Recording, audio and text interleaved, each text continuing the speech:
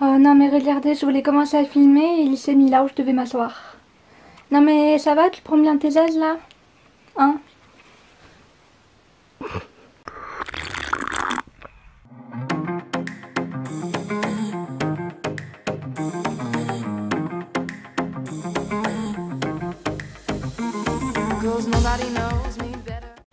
Hello, j'espère que vous allez bien, que vous passez un bon confinement, que vous ennuyez pas trop. Pour vous occuper, j'ai décidé de filmer quelques vidéos que je vais essayer d'éditer le plus rapidement possible pour vous les poster dans la semaine. Donc là on est dimanche quand je la filme, donc ça va arriver dans peu de temps. Donc aujourd'hui je voulais faire une vidéo photo, donc ça sera plein de vidéos photos sur ma chaîne dans les prochains jours. Enfin je vais essayer parce que j'ai essayé de tenter de me maquiller, de reproduire des photos, un peu des maquillages, des styles. Et aujourd'hui c'est 3 couvertures de magazines assez vintage des années 50, 60 et une qui est plus récente. Pour la vidéo je pense que s'il y a vraiment trop de bruit je vous ferai une voix off et je vous filmerai du coup le processus quand je me enfin ce sera du coup un autoportrait et un petit peu la retouche rapidement, donc j'espère que ça vous plaira et on se retrouve juste après. Oui, donc au final j'ai pas hésité une seconde, j'ai opté pour la voix off, comme ça c'était plus simple pour vous parler, pour vous raconter un petit peu tout ce qui est maquillage. Bon, même si je vais pas vous parler de chaque produit un par un comme les youtubeuses beauté font, parce que c'est pas du tout mon domaine, et soyez un petit peu indulgents parce que je suis pas du tout une maquilleuse professionnelle. Je connais une amie qui fait du maquillage, peut-être plus tard je ferai des vidéos avec elle, mais bon en ce moment on peut pas faire de rencontres ni de vidéos par rapport au confinement, mais j'espère que très bientôt j'aurai plein d'autres vidéos beaucoup plus travaillées sur ma chaîne. Donc là en plus je regardais même pas au début, parfois je regardais le retour caméra, parfois dans mon miroir, donc c'est vraiment une des premières vidéos. J'espère que le résultat photo vous plaira. Et donc j'ai vu sur Pinterest des couvertures de magazines un petit peu vintage et j'avais vu des vidéos sur YouTube où il y avait des photographes qui reproduisaient ce style de photo. Bon, pas beaucoup, mais j'aime beaucoup regarder ce genre de vidéos. Je me suis dit pourquoi pas essayer. Donc si le maquillage ressemble à quelque chose, de vous faire pareil. Et là j'ai opté, donc au début de la vidéo je vous ai dit que je fais 3 couvertures, mais au final j'en fais que 2 parce que la lumière elle est pas bonne là pour filmer la suite. J'ai filmé en plusieurs parties là cette vidéo. Et je pense que les autres idées que je voulais, en fait c'est pour ça que j'ai les cheveux sales, je voulais filmer également une autre vidéo avec un maquillage avec plein de paillettes. Mais je me suis laissé ça pour un autre jour du confinement, évidemment ça va venir sur la chaîne, comme ça il y aura plusieurs vidéos, mais je voulais pas tout filmer d'un coup. Et puis je voulais déjà faire une vidéo pour voir à quoi ressemblera la première. Déjà là, quand vous voyez le maquillage que j'ai sur les paupières, on se dit mais qu'est-ce qu'elle a foutu. J'espère que le résultat sera ressemblant au maquillage et à la couverture que j'ai prise, que ça sera pas non plus catastrophique. Bon, ça sera peut-être pas 100% pareil, mais vous allez voir là tout simplement après le maquillage, on va passer dans l'édition photo. Donc moi j'utilise les deux logiciels, Photoshop Lightroom et Photoshop. Donc Photoshop Lightroom c'est plus pour la couleur, la luminosité, et Photoshop c'est pour les derniers réglages, le recadrage. Donc parfois je fonctionne qu'avec un, parfois avec les deux. Et là au début j'avais une photo, je me de mémoire, qui était la plus ressemblante, mais je la trouvais pas. Donc j'essayais de la chercher, de la retrouver sur l'ordinateur. Et au final j'en ai pris une qui est je trouvais qui était la plus ressemblante, même si ma main sort vachement du cadre par rapport à la photo d'origine. Mais elle a tenu vraiment qu'une position atypique, je trouve, le téléphone, donc j'ai fait au mieux. Et après on va rajouter toutes les écritures et les petits détails dans Photoshop. Donc au niveau des retouches, franchement je sais pas, là je l'ai fait en accéléré, je sais pas si une vidéo ça vous intéressera ou j'édite avec vous, mais j'ai peur que la vidéo soit un peu trop longue, donc là je voulais pas non plus qu'elle dure 30 minutes. Désolée, c'est mon chat qui ronfle là, les petits bruits parasites, c'est lui que vous pouvez entendre. Et après franchement au niveau des retouches, bah, je touche un peu à tous les réglages. Là j'ai essayé de modifier les couleurs, donc apporter de la luminosité. Après je voulais accentuer les couleurs du maquillage, mais je vais le faire dans Photoshop juste après. Et là vous pouvez voir le avant-après dans Lightroom. Donc après on est passé à Photoshop, là où j'ai pu modifier un petit peu toutes les petites imperfections sur ma peau. Donc vu que c'est une photo de beauté mode, donc un magazine de mode, en général on touche souvent à la peau. Moi après dans mes shootings perso j'essaye de la retoucher le moins possible. J'aime bien que mes photos aient un rendu naturel comme vous pouvez le voir sur mon Instagram. Après c'est sûr qu'il y a des personnes qui me demandent de retoucher leurs imperfections, les petits boutons, comme moi je fais là sur la photo et même sur mes photos Insta de temps en temps. Mais j'essaie de le faire de moins en moins car j'aime bien prendre des photos spontanées avec ma tête du jour. Donc tout le monde a des boutons, faut pas s'en mentir, mais bon, Tout le monde retouche ses photos, de toute façon on le sait sur Instagram. Ce n'est un secret pour personne, donc là franchement j'ai passé beaucoup de temps pour cette photo, donc je suis vraiment indécise. Moi je mets beaucoup de temps, je teste plein de trucs sur les photos, donc là si j'avais pas fait les cuts, les shorts etc, ma vidéo elle aurait duré plus d'une heure, puisque j'ai passé plus d'une heure sur la photo. Mais après je voulais vraiment avoir un résultat bien, qui soit bien net, qui ressemble à la photo, donc qui me plaît vraiment. Et là je sais que vous allez me dire que depuis tout à l'heure j'ai écrit bazar avec deux Z et normalement c'est avec deux A.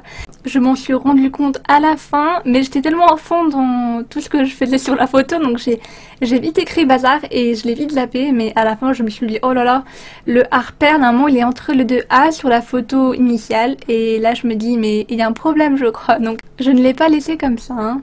J'ai remis les mêmes écritures, je les ai pas traduites, j'ai tout laissé en anglais pour faire comme sur la photo officielle. J'ai même rajouté les 60 cents qui seront en bagage, donc le prix c'est franchement pour dire que avant ça valait 60 cents, donc 50 centimes en France.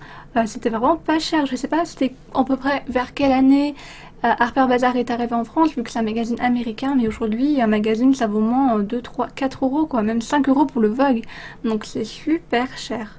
Je vous remontre la photo originale qui a été prise en 1958 pour le Harper Bazaar américain par le photographe et également le directeur artistique de Harper Bazaar, Alexei Bradovich.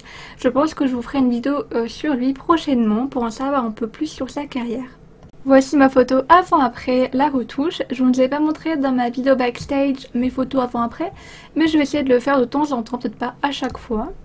Et le résultat final, donc avec les écritures, les 60 cents, le bazar et toutes les quantités et les différents exifs. Donc ceux qui ne connaissent pas ce que sont les exifs, ce sont tout simplement les données de l'appareil, donc la focale, les ISO, tout ce qui s'affiche juste devant vos yeux. Donc dites-moi en commentaire si la photo que j'ai prise ressemble ou pas du tout à la photo originale.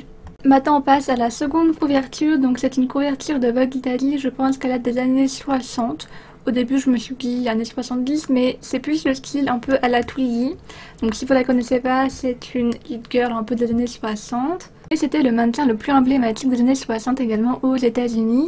Donc c'est à elle qu'on peut faire cette mode des gros, enfin comment on dit, des sourcils volumineux, du grand regard œil de biche avec beaucoup de couches sur le mascara.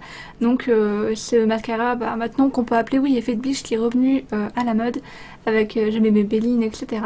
Et elle a également été donc mannequin, mais elle a été jurée dans l'émission de télé-réalité de Top Model USA ou American Next Top Model aux côtés de Tyra Banks, je crois en 2012 ou 2013. Donc si ça vous intéresse, n'hésitez pas à aller regarder ceci en streaming. Donc je suis vraiment fan de ce maquillage. Au début je me suis dit allez ça va être simple, et à la fin non, peut-être que ce maquillage là je vais vraiment pas réussir, je vais vraiment ressembler à rien. Mais je trouve que le résultat, bon, il n'est pas parfait, c'est sûr que je sais pas très bien dessiner de l'eyeliner, mais comparé à la photo, à la fin je pense que j'ai plutôt bien réussi. Après vous allez voir la couverture, vous me direz en commentaire si laquelle des couvertures vous préférez, laquelle est la mieux réalisée, et je pense que je vais refaire des vidéos comme ça de temps en temps. Et même pas seulement des couvertures vintage, mais quand on peut reproduire des vieilles photos, on pense toujours aux couvertures de mode ou tous les clichés vintage des années 50, 60, 70, car ça nous rappelle un peu la nostalgie. Et puis enfin reprendre les photos d'aujourd'hui, si on n'a pas le matériel, l'accessoire, etc., c'est pas trop dans les mêmes, le même but. Alors que les années 50-60, on va dire qu'il n'y avait pas Photoshop, toute la technologie d'aujourd'hui. Donc il y avait le maquillage et les vêtements qu'il fallait juste avoir et reproduire. Après à la retouche, donc j'ai hésité à éclaircir la photo, je l'ai éclairci un petit peu. Et après je l'ai essayé d'avoir un petit peu les mêmes couleurs que sur la photo originale. Un peu plus de clarté, j'ai mis de la vibrance. J'ai un petit peu assombri et accentué les tons sombres, également le maquillage après en Photoshop.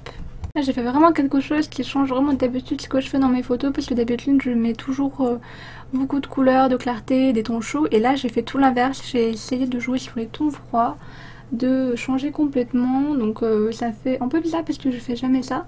Et là je trouve que le résultat me plaisait pas mal, donc j'ai passé à l'écriture. Donc moi j'avais téléchargé, bon, comme vous avez vu pour le Harper Bazaar, j'ai mis également la même police, c'est la police Vogue Keep normalement, que je téléchargeais sur un site gratuitement de police gratuite. et j'ai gardé exactement la même police pour le Vogue. J'ai essayé de déchiffrer un peu sur la photo ce qu'il y avait écrit dessus en italien, donc j'avais à peu près tout compris, mais franchement la fin, à partir de Bellezza, j'ai rien compris ce qu'il y avait écrit. J'ai essayé de chercher des photos sur internet mais il n'y avait rien, il y avait que des photos, on voyait la moitié de ce qu'il y avait écrit, c'était pas du tout lisible. Et en haut à gauche où c'est écrit un tout petit, en fait je pensais que c'était écrit le numéro, mais en fait c'était le prix qui était en lire italienne, donc la monnaie italienne avant l'euro, et 500 lire, donc c'est écrit vraiment tout petit, et 500 lire italiennes. À l'époque le magazine valait tout simplement 26 centimes. Donc comparé à aujourd'hui, totalement contraire, comme pour Harper Bazaar. Elle a été prise en 1969 par le photographe David Bailey, et la mannequin qui est sur la couverture est prénommée Penelope Tree, qui est une mannequin britannique des années 60, tout comme Twiggy. Donc voici mon avant-après. Donc là c'est le avant-après Lightroom, mais dans Photoshop j'ai modifié d'autres choses, donc comme les petites imperfections.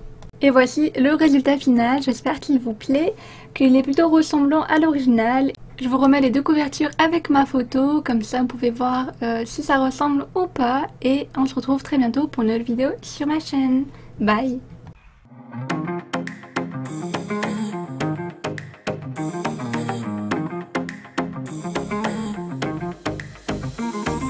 Nobody knows.